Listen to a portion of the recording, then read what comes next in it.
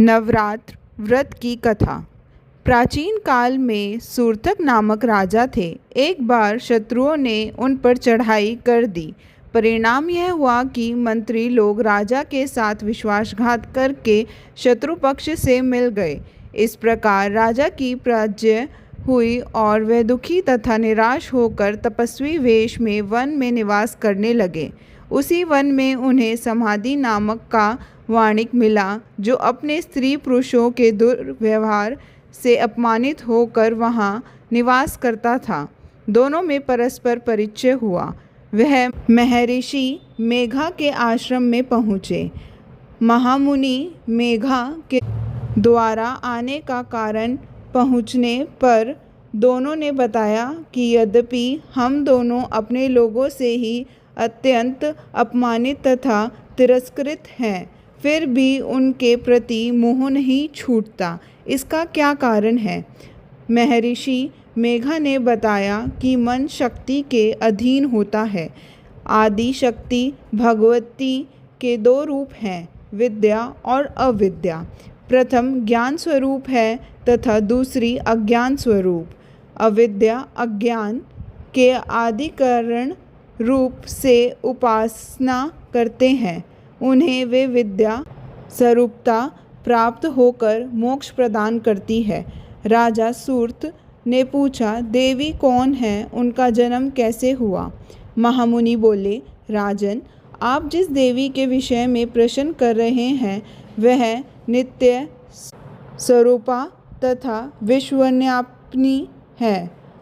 उसके प्रादुर्भाव के कई प्रकार हैं।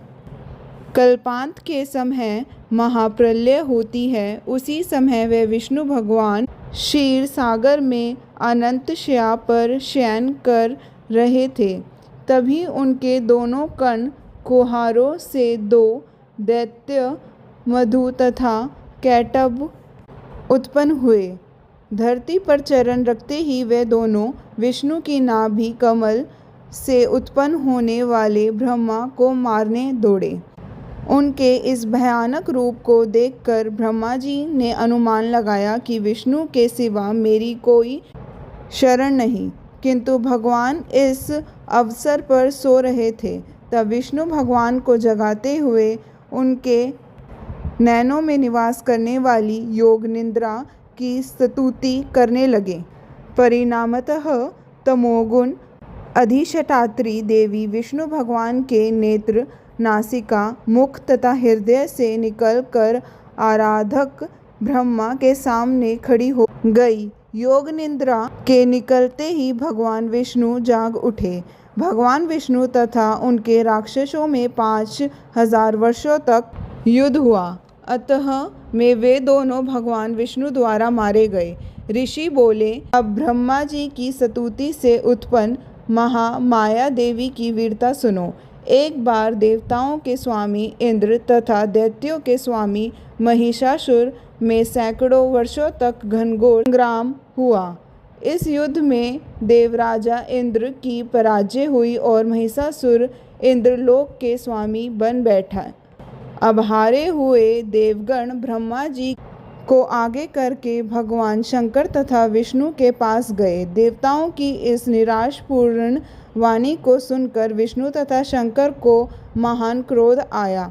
भगवान विष्णु के मुख तथा ब्रह्मा, शिव, इंद्र आदि के शरीर से एक पूंजीभूत तेज निकला, जिससे दिशाएं जलने लगी। अतः में यही तेज एक देवी के रूप में प्रणीत हो गया।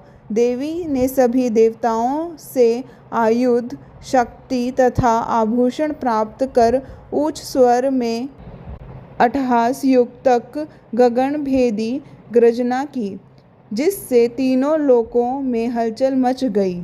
क्रोधित महिषासुर दैत्य सेना का व्यूह बनकर एक सिंहनाद की ओर दौड़ा।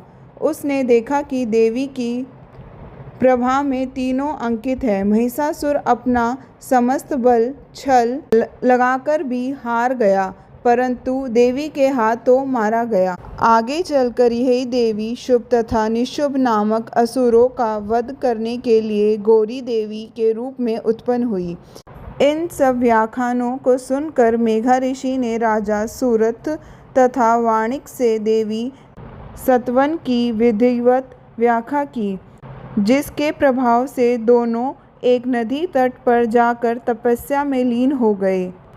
3 वर्षोपरांत दुर्गा जी ने प्रकट होकर उन दोनों को आशीर्वाद दिया, जिससे वाणिक सांसारिक मोह से मुक्त होकर आत्मचिंतन में लग गया तथा राजा ने शत्रुओं को जीतकर अपना खोया राज वैभव पुनः प्राप्त कर लिया।